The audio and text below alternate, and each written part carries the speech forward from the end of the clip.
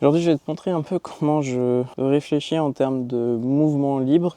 Donc l'idée, c'est de décomposer certains exercices que tu as peut-être déjà vus par-ci par-là, que ce soit du animal flow, du pilates, du yoga.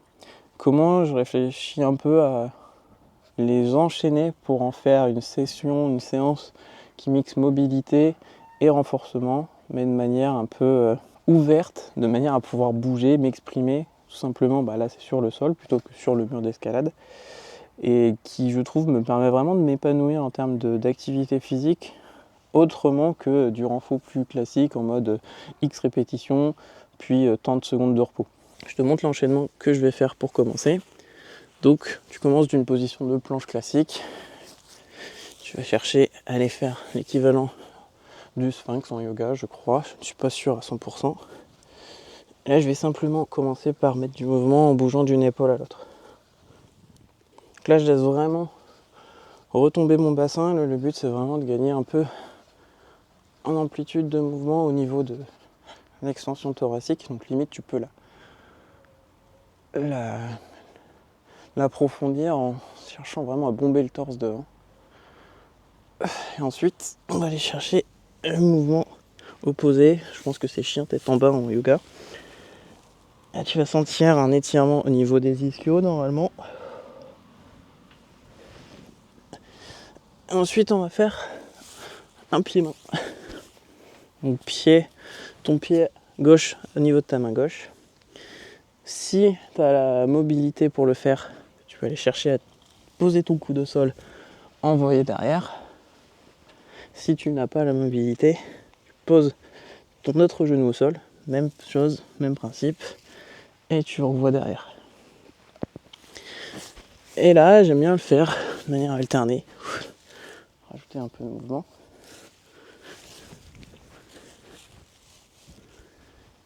Et ensuite, tu peux faire ça, un nombre de répétitions ou un temps que tu as envie de faire. Et ensuite, on va le complexifier un petit peu. Là, on arrive sur un équivalent d'animal flow. Donc l'idée, c'est pied-main, maintenir ton équilibre avec ton épaule qui est sous tension, garder ta main devant opposée, et chercher à envoyer ton pied devant et trouver ton équilibre en faisant ce mouvement. Tu peux répéter plusieurs fois de suite pour prendre la confiance.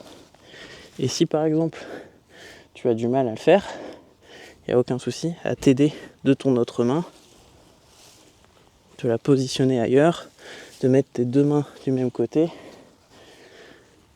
trouver une variante qui te permet de faire le mouvement mais plus simplement.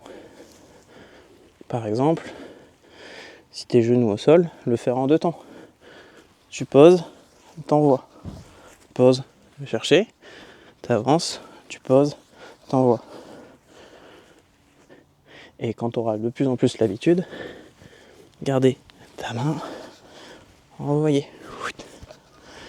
Et avoir vraiment ce principe de balancier où tu sens que tu reposes sur ton épaule et qu'elle te stabilise correctement. Et donc, si on assemble un peu tout ça en un seul mouvement, on arrive sur ce principe-là. Sphinx,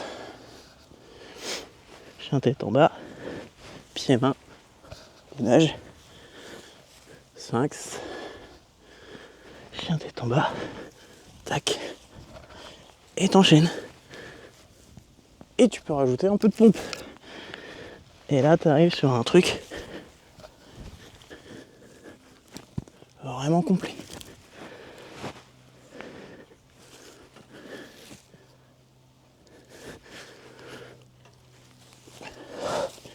L'idée, c'est de pas être psychorigide, c'est de faire vraiment un peu au feeling aussi.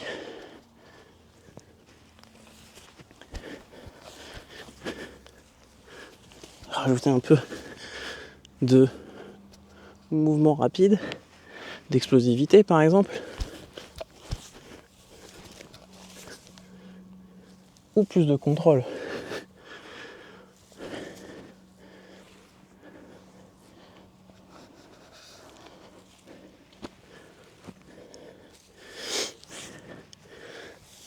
L'avantage, c'est qu'il n'y a pas de limite.